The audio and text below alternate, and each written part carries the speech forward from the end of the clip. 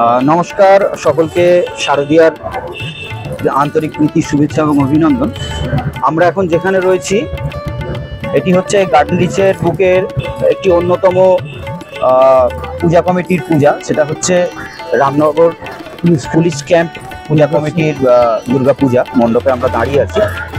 1990 সাল থেকে এই পূজার শুভারম্ভ হয়েছিল এবং প্রথম থেকে বিশিষ্ট মৃৎশিল্পী শ্রদ্ধেয় শ্রী অসিত রঞ্জন জোয়ারদার মহাশয় প্রতিমার রূপদান করেছিলেন।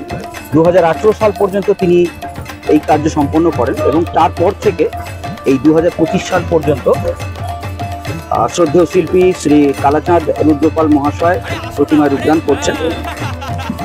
এই পুজো কমিটির বর্তমানে সভাপতি হচ্ছেন মাননীয় ডক্টর রমেশ রজক মহাশয় এবং যিনি সম্পূর্ণ পুজো যে আয়োজন সমস্ত কিছু তত্ত্বাবধান করেন মাননীয় শ্রী হরজিৎ সিং মহাশয়, আমরা যাকে বিল্লিদা বলে জানি, সকলের প্রিয় বিল্লিদা।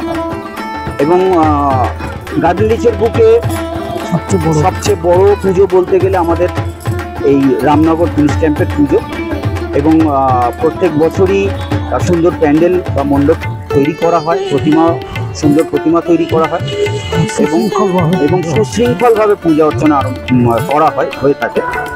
আমি যেমন গত বছর থেকে এখানে আসছি এবং ঠাকুর মশাই যিনি আছেন, পুরোহিত মশাই, ওনার সহকারী হিসাবে, যদিও আমি পুরোহিত নই, আমি ওনাকে ওনার কাজে অ্যাসিস্ট করি, সহযোগিতা করি। তবে এসে আমার খুব ভালো লাগে যে এরকম একটা পুজোর সঙ্গে যুক্ত হতে পেরে।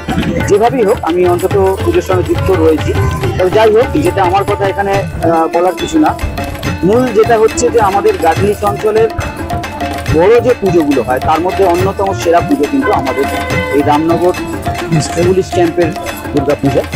এবং 1990 সাল থেকে আজ এক পা দুপা করে 2025 সাল পর্যন্ত আমরা চলে এলাম এবং সকলের সহযোগিতা থাকলে আগামী বছরগুলোতে আমরা এরকমভাবেই খুব জাঁকজমক সহকারে এবং যথেষ্ট সুনামের সঙ্গে আশা করি আমরা এই পূজা চালিয়ে যেতে পারি। নবমীর দিন এবং আরেকটা বিষয় জানিয়ে রেখে, এখানে নবমীর দিন, মহানবমীর দিন বস্ত্র বিতরণ হয় এবং মায়ের ভোগ বিতরণ করা হয়।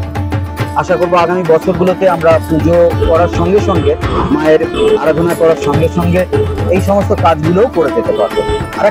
আরেকটা বিষয় জানিয়ে রাখি, গতকাল, এবছরে 2025 সালের কথা বলছি, গতকাল আমাদের এই পূজার উদ্বোধন করেন বিশিষ্ট শিল্পপতি মাননীয় শ্রী দর্শন সিং মহাশয় এবং সকলের তত্ত্বাবধানে, সকলের সহযোগিতায়, সকলের প্রচেষ্টায় আমরা এই পূজা এগিয়ে নিয়ে চলেছি এবং আশা করব সকলে একসঙ্গে কাঁধে কাঁধ মিলিয়ে আগামী বছরগুলোতেও আমরা এইভাবেই এই পূজা করে যেতে পারবো।